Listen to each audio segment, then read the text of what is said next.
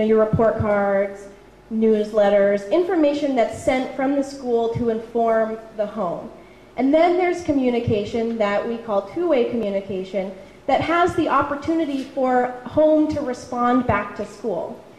And so when you're looking at this key in developing your action plans later today, because that's really what today's about, and these are the keys that you're going to be using, we need to be thinking about, with the one-way communication, with the school-to-home communication, we think about how effective is this communication? Are we actually getting the message home? Is home understanding what we're trying to communicate?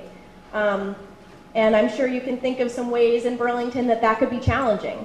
And then with two-way communication, typically what we want to think about is how can we develop that? How can we create more opportunities for home to communicate back to school? If at any time anybody wants to interject with a comment or a question, just interrupt me, it's fine. So the third is volunteering, and that's really just what it sounds like. It's just how can we get, families and community members into our schools. And like I mentioned before, it's not just in the traditional roles of, tutors, coaches, boosters, not just in those kind of traditional roles, but also really trying to get to think outside the box. It counts as volunteering in these keys if parents come as audiences. So if parents are coming to support the drama club, or if parents are coming to sporting events, if parents are coming onto the campus in any way, that's volunteering.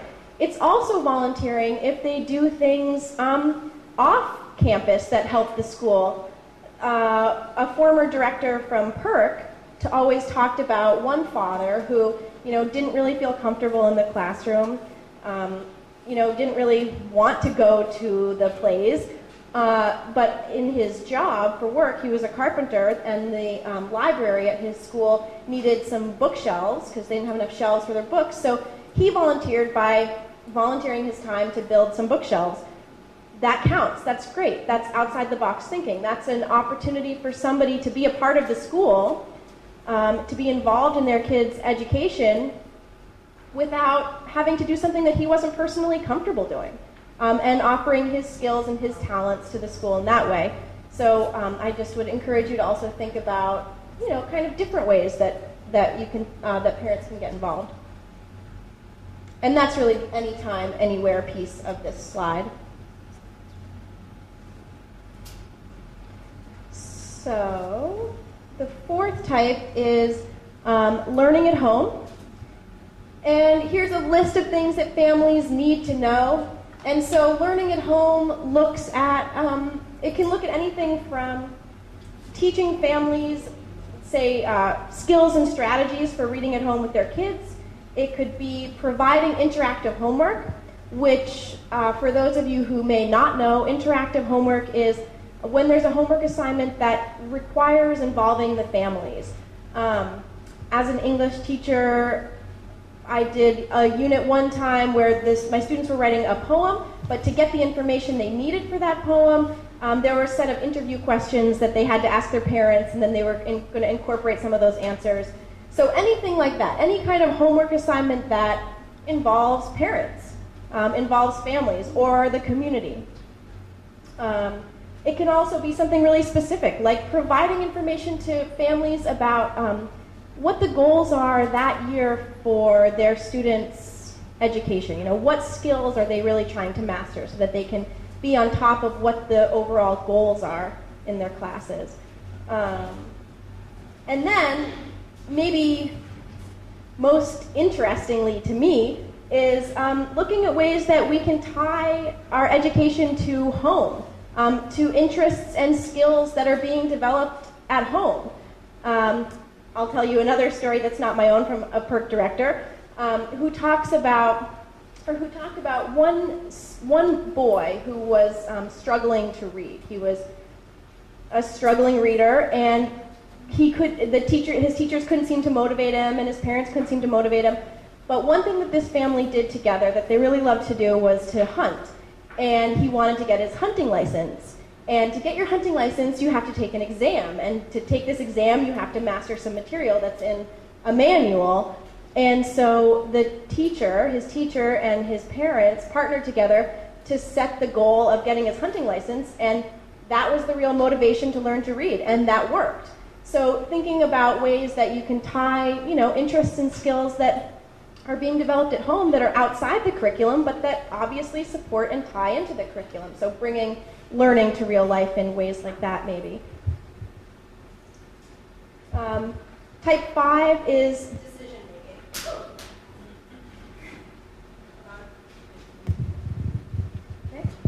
Type 5 is decision making, and that's, if you remember, how we can get families involved in the way that the school runs. So what does that look like? It can look like a few different things. If the school is working on policy development or something like that, you might want to get some family input about what might work for the family. Let's say you're going to develop a homework policy. Well, it would be great to get some feedback, maybe through a survey from families about, what their nights look like. What will work for them around a homework policy? What kind of homework policy could they support? The other thing it looks like is, it looks like committees. It looks exactly like this. This is actually, what we're doing right now is a prime example of the decision-making key, which kind of gives me an opportunity to talk about what we're doing right now and why you're here. Everybody at these tables was invited. I'm sure you know that. You were all invited to come to this table individually, and you were invited for a reason. Every table has a real mix, you'll notice, of administrators, principals or assistant principals, of teaching faculty.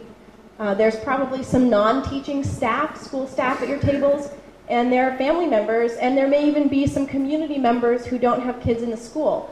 And so what is at each table is a real representative group. And we did that intentionally. That has a purpose. Each of you is coming here as yourself, but you're also really coming here as a representative. And I want to really kind of press home the responsibility that bears, and also kind of the power it bears, because if you think about who's in this room right now, you have the principals from every school. Well, I know Amy's on her way, but the principals from every school are here. You have teachers from every school. We have the superintendent here. You have other district